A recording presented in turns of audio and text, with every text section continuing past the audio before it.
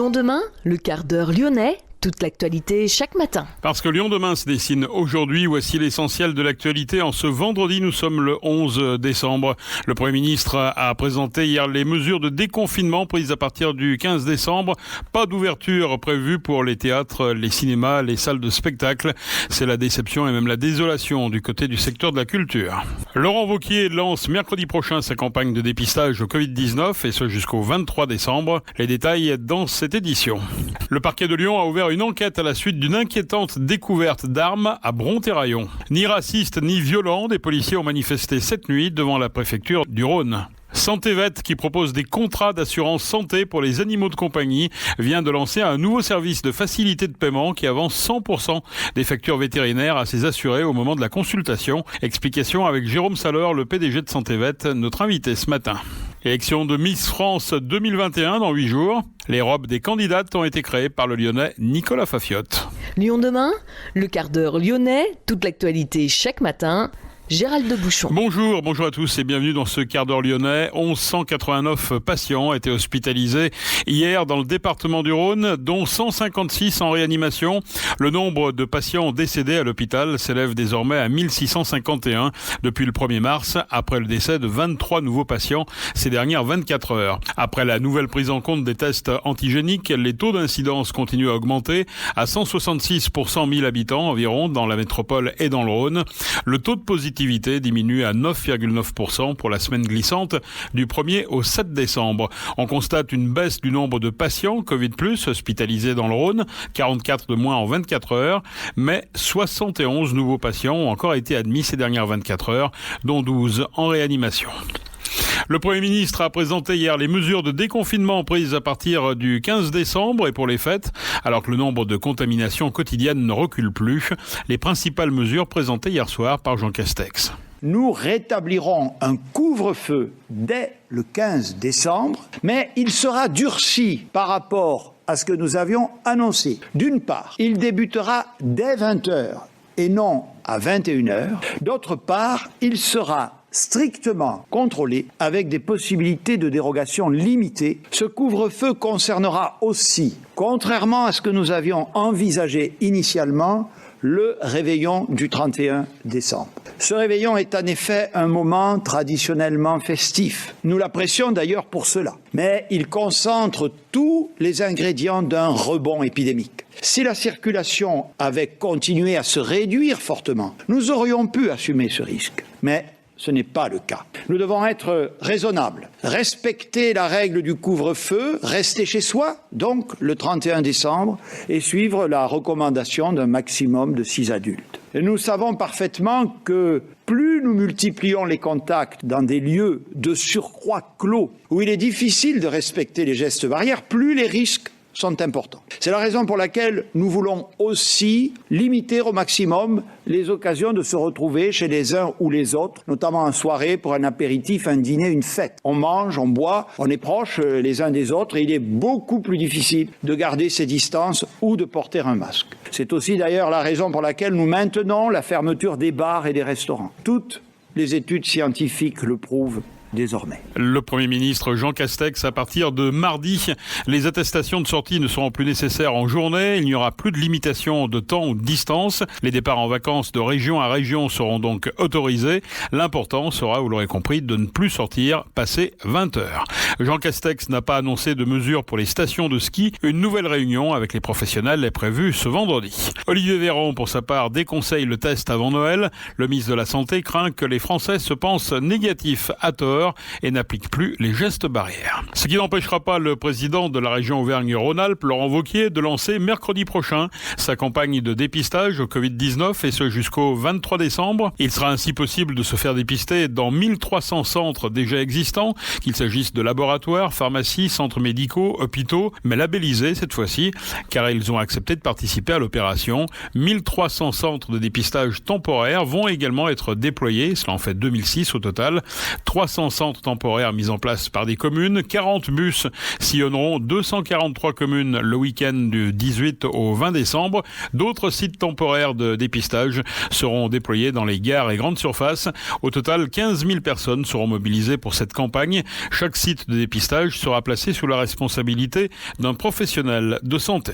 Lyon demain, la radio lyonnaise à écouter partout dans le monde. Les professionnels du spectacle attendaient avec impatience la date du 15 décembre pour une réouverture des lieux culturels.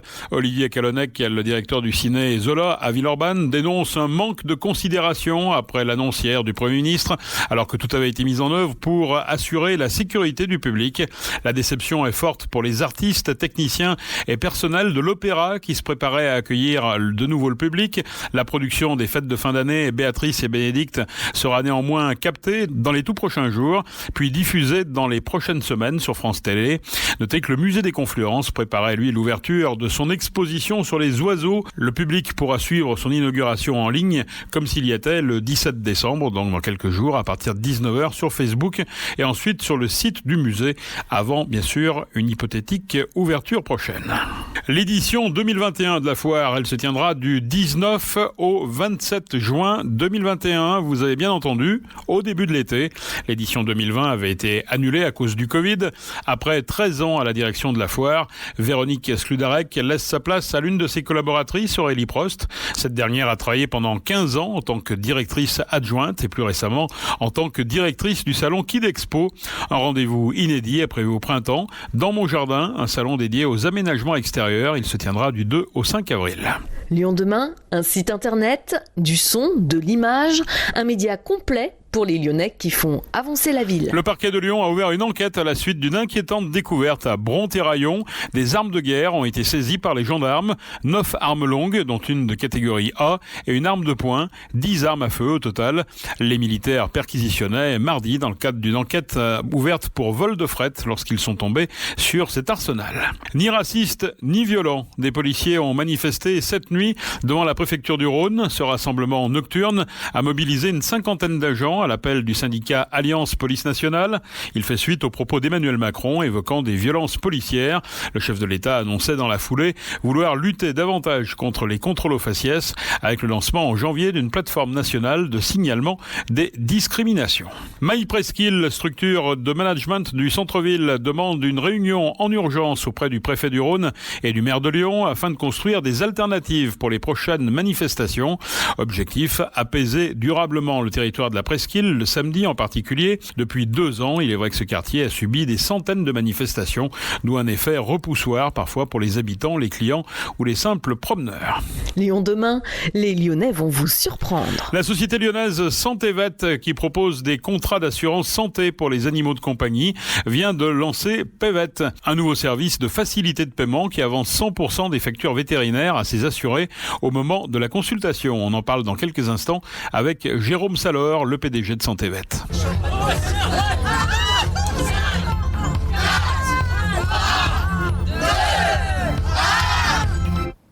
Bonne année, Gribouille.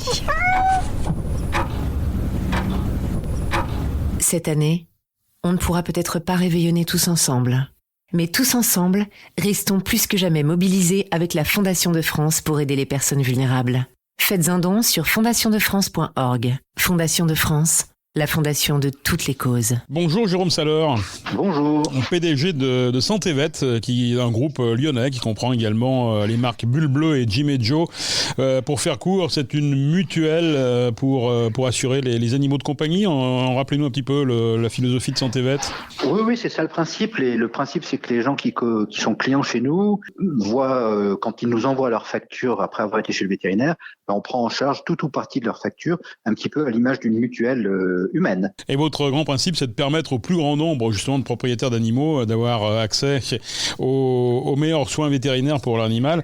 Alors vous avez pour cela créé en complément de Santévet un service qui s'appelle Pévet et qui est une facilité de paiement parce que c'est vrai qu'il y a toujours un reste à payer, c'est ça, après une visite chez le vétérinaire, même si on a une mutuelle. Oui, il y a des choses qui sont aujourd'hui pas couvertes par les contrats d'assurance. Je parle par exemple de l'alimentation. Dans la majorité des contrats d'assurance, les croquettes ne sont pas remboursées. C'est pas tout à fait le cas chez nous, puisqu'on a certains contrats qui remboursent l'alimentation dite thérapeutique, donc des produits alimentaires qui contiennent des molécules ou qui sont faits de telle manière qu'ils sont utiles à la santé de l'animal. Cela dit, et au-delà de ça, effectivement, quand on a une facture vétérinaire, généralement, il y a une partie qui n'est pas remboursée par le contrat d'assurance.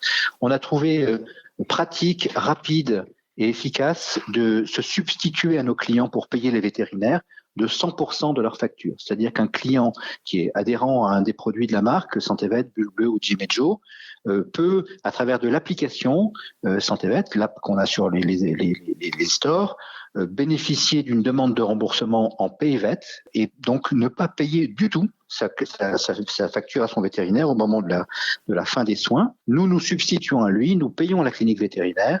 On reçoit bien entendu la facture traditionnellement comme d'habitude, on l'analyse, on regarde ce qui est remboursé par le contrat d'assurance et ce qui ne l'est pas, et on reprend l'argent sur le compte du client avec son autorisation de la somme qui n'est pas couverte par le contrat. Et là, deuxième effet qui se coule, si j'ose dire, c'est qu'on permet à notre client de nous rembourser en 3 fois si le montant dépasse en gros 50 €. C'est une somme moyenne qu'on constate chez nos clients. Donc vous voyez, le vétérinaire est payé tout de suite et notre client bénéficie de une trésorerie, il ne paye pas du tout son vétérinaire, l'assurance prend le relais tout de suite et le solde est payé en 3 fois, donc tout le monde est content. L'objectif final, c'est d'avoir plus, je dirais, de clients en quelque sorte, enfin plus de propriétaires d'animaux qui assurent leur animal, parce qu'en France, il y a quand même juste 6% de propriétaires d'animaux qui sont assurés. Pourquoi encore cette timidité ? Eh bien, c'est un produit non obligatoire et on a encore les effets, j'allais dire délétères, mais c'est délétère pour nous, hein, pas pour les gens, de la sécurité sociale. Aujourd'hui, on ne paye plus ses soins humains, plus du tout. On va chez le médecin, on ne paye pas, on va à la pharmacie, on paye 1,30 €, on va à l'hôpital, on ne paye pas, et donc on ne se rend plus du tout compte de ce que coûtent réellement les choses. Donc on n'a pas cette conscience que l'animal de compagnie peut coûter cher, et donc on n'a pas ce réflexe naturel de couvrir son animal par un contrat d'assurance santé, comme c'est le cas par exemple en Grande-Bretagne, où là, à l'inverse de chez nous, les soins humains sont mal remboursés. Beaucoup de gens sont obligés de prendre des mutuelles personnelles, privées et de leur propre initiative. Et du coup, l'animal, comme chez nous, faisant partie de la famille, ils pensent à leur chien ou à leur chat autant qu'ils pensent à leurs enfants, à eux-mêmes. Alors Santévet est lyonnais, mais bien sûr, vous opérez sur la France, sur la Belgique, l'Espagne et bientôt l'Allemagne. Ça aussi, c'est une perspective de développement pour 2021. L'Allemagne, c'est un grand pays, très bien organisé, très bien structuré, beaucoup d'animaux de compagnie, autant qu'en France, avec une proportion de chats un peu plus importante que chez nous.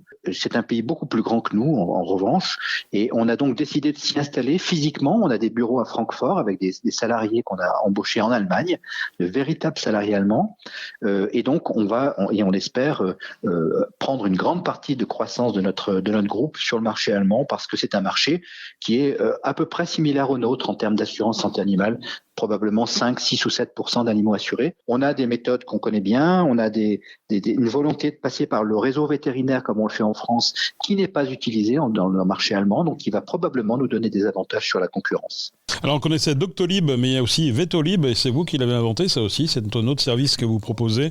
Une plateforme de contact avec les vétérinaires, hein, c'est ça ? Alors Vetolib, c'est une plateforme de prise de rendez-vous pour les particuliers avec leurs vétérinaires et exclusivement avec leurs vétérinaires. Effectivement, et c'est aussi pour le vétérinaire un agenda électronique très sophistiqué et un moyen de communiquer avec ses clients qui ont pris des rendez-vous très sophistiqués, puisqu'il y a des échanges possibles de pièces comme des photos, comme des vidéos, des chats, de manière à préparer les visites en amont. Donc oui, c'est quelque chose qui nous intéresse beaucoup et évidemment, on pense que cette prise de rendez-vous en ligne pour nos clients va pouvoir faire le lien direct avec ce dont on vient de parler à l'instant, PayVet, c'est-à-dire que nos clients Santévet, Bulbleu ou Jimejo qui prennent rendez-vous avec leur vétérinaire avec Vetolib pourront voir leur facture directement prise en charge par Santévet puisque le lien informatique sera réalisé directement. Et dernière question, Jérôme Saleur, est-ce que l'épidémie de Covid que l'on a connue en cette année 2020, elle est terrible, est-ce que ça a eu un impact sur, je dirais, le comportement des assurés, de vos clients ? Non, il n'y a pas eu d'impact pour nous. On a eu au mois d'avril une petite diminution du nombre de nouveaux clients. Je pense qu'il y a eu une grosse déstabilisation psychologique des Français à cette époque-là. Le second confinement, en revanche, n'a pas du tout montré cet effet. Au contraire, Je pense que d'abord, les gens étaient quand même probablement un petit peu moins confinés, plus habitués. Et finalement, on a fait beaucoup plus de nouvelles affaires en fin d'année que ce qui était prévu. Donc, on a quasiment rattrapé notre retard.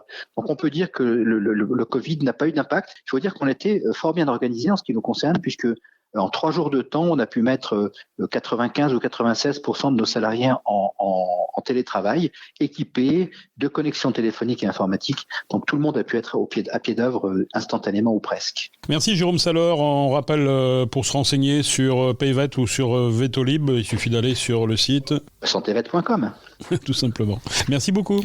Rugby, Damba Bamba au repos forcé. Le jeune pilier droit international du Loup souffre d'un problème cervical qui pourrait l'écarter des terrains plusieurs semaines. L'élection de Miss France 2021, ce sera samedi dans 8 jours. Les robes des candidates ont été créées par le Lyonnais Nicolas Fafiotte, installé rue du Plat. Fafiotte habillera également Sylvie Tellier, directrice de l'organisation Miss France, ainsi que la présidente du jury Miss Univers 2016. À la Miss France 2021, Fafiotte offrira également une robe haute couture sur mesure, ainsi que des sacs, foulards et bijoux issus de sa nouvelle collection d'accessoires. Le festival Woodstower annonce 10 noms pour son édition 2021. Le festival du Grand Parc de Miribel-Jonage a été annulé cette année. Sa prochaine édition est programmée à l'été 2021, du jeudi 26 au dimanche 29 août, sur la plage du Fontanil. Au programme, le rappeur PLK, Lorenzo, Stand High School, Bon Entendeur, Salut c'est cool, Joachim Pasteur, Dame Swindle, Poupi, Michel et Okodiji. La billetterie ouvre ce vendredi à midi. Les tarifs à partir de 60 €.